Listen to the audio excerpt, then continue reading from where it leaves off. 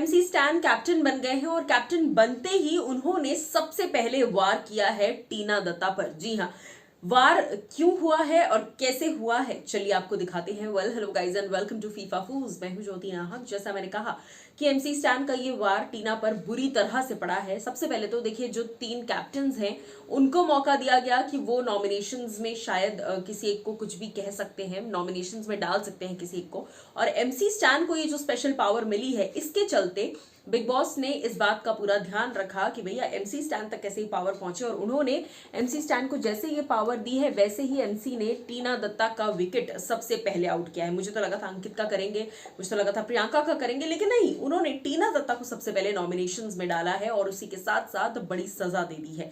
चलिए पहले तो मैं आपको थोड़ा बहुत सुना देती हूँ। आज तो मजे आ रहे हैं मुझे नॉमिनेट टीना को नॉमिनेट करना चाहता। तू पलट गई थी, उसकी वजह से मैं क्या तेरे को पलट नॉमिनेट गई कर रहा। थी? तू ऐसे क्यों रहा है? नाक को लग मत मेरे। खोटे पहने हुए हैं ज्वेलरी के पीछे। अरे ज्वेलरी पे मत जा, तेरा घर जाएगा उसमें। अरे ज्वेलरी पे मत जा, तेरा घर जाएगा उसमें। तो मुझे ये नहीं समझ आता एमसी स्टैन को ऐसा क्यों लगता है कि हर किसी का घर वो लूट सकते हैं, हर किसी का घर उनके कुछ मटेरियलिस्टिक चीजों से चला जाएगा।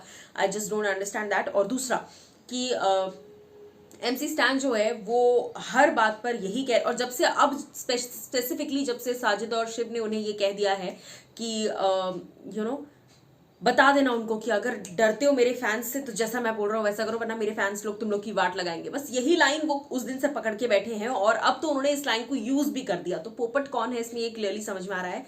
बट मैं भी पर्सनली एमसी स्टैन से ये पूछना चाहूंगी कि ऐसा क्या है आपकी उस ज्वेलरी में जिसमें आप सभी को ये कहते रहते हैं तेरा घर जाएगा, इसमें तेरा घर जाएगा।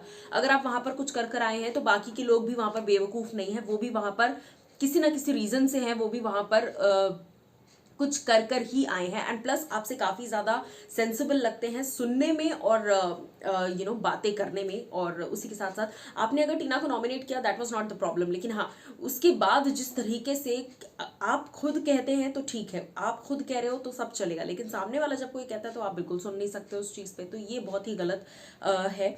दूसरा, जैसे ही शालीन उनके सपोर्ट में आए, शालीन फिर भी तमीज से बात कर रहे थे, बट एमसी स्टैन गाली गलौज पर उतर आए, वो माँ बहन की गालियां देने लगे और वो फिर से चार्ज अप होकर आए शालीन भनोट पर। और फिर उन्होंने ये बात कही कि मेरे फैंस लोग को बच के रहना ना, तो मेरे मतलब अगर डरते हो ना तो मेरे फैंस लोगों से बच के रहो, वरना तुम लोग का क्या हाल करेंगे।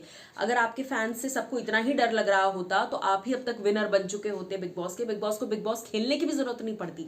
क्यों? क्योंकि आपके फैंस लोग इतने स्ट्रांग है, आपके फैंस लोगों से इतना डर लगता सभी को कि हर कोई ये सोचता कि नहीं, स्टैन के फैंस से तो कुछ बोलना नहीं है, वहाँ बाकी भी लोग हैं, उनकी भी फैंडम्स हैं, उनके भी फैंस हैं, और उनके फैंस भी आपको इक्वली उतना ही ट्रोल कर रहे हैं। इनफैक्ट कई न्यूट्रल सेलिब्रिटीज हैं ऐसे, गौहर खान से लेकर बहुत सारे ऐसे सेलिब्रिटीज हैं जो ये कहते हैं कि एमसी स्टैन को बात करने का तरीका नहीं आता।